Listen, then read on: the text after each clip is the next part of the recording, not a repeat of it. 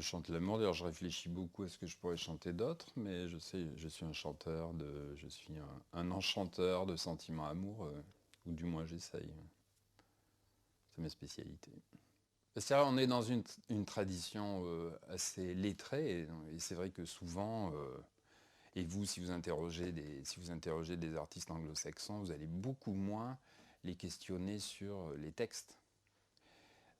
On a une sorte de vieille culture assez lourde, culture du sens et de la lettre et du mot.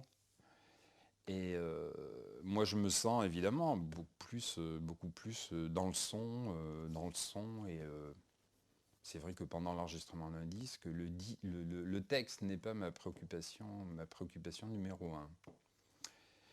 Mais c'est sûrement un avantage, mais je pense que ça présente beaucoup d'inconvénients. C'est ce qui nous donne un peu un côté loser, c'est-à-dire que ce qu'on fait est jugé d'une façon beaucoup trop littéraire, je crois. C'est un vieux fantasme de musicien, je crois, tout faire tout seul. Alors, on pense à McCartney, à Stevie Wonder, je vais tout faire tout seul. J'avais jamais vraiment sauté le pas pour faire tout seul. C'est à la fois un problème d'ego, je crois, de plaisir aussi. J'aime beaucoup jouer un peu tous les instruments. J'en ai ras-le-bol aussi à chaque album de montrer pendant des heures aux musiciens ce que je voudrais qu'ils fassent. Je le dis souvent en interview, mais c'est vrai, c'est beaucoup à New York où je montrais aux mecs, je disais ouais, ça serait mieux si tu faisais ça, et chaque fois ils me disaient pourquoi tu le fais pas. En France, jamais un musicien va dire ça, mais là-bas, il me disait pourquoi tu le fais pas. À la fin, je me suis dit, t'es vraiment con, pourquoi tu le fais pas toi-même? Et donc, et puis aussi, il y a un autre côté qu'il faut bien dire aussi, c'est un côté aussi un peu économique. C'est-à-dire comme on est dans une économie sinistrée, il faut faire maintenant ses petits disques chez soi, dans son coin. Si on est multi-instrumentiste, eh ben, c'est une bonne opportunité pour faire les choses soi-même. Alors on ne le fait pas par dépit, il faut aussi que ça apporte un plus artistique ou émotionnel, je sais pas, au projet, le fait de tout faire tout seul. Tourner tout seul, c'est un peu la continuité du travail que j'ai fait sur Tristan.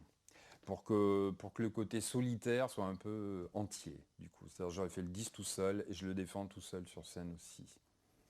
Et après, retour à la vie, c'est-à-dire en groupe, au printemps. Souvent je le vois par les messages, j'espère avoir un public.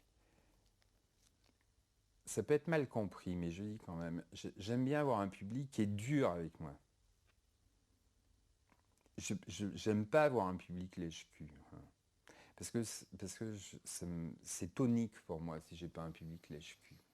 Il n'y a pas de propriété du public. Le public, ça n'existe pas. C'est des individus un par un qui ont une vie super dure et que donc toi, tu dois essayer de te glisser dans leur intimité, mais sans être lèche-cul. Peut-être j'y arriverai jamais et que je vais disparaître parce que j'ai tenu ça, mais j'essaie bien de réfléchir. Je ne vois pas un autre comportement que quelque chose d'adulte, de mature et d'un peu rude, comme peut être le monde, comme le monde peut être rude. J'aime pas beaucoup la complaisance, j'aime pas la gentillesse dégoulinante.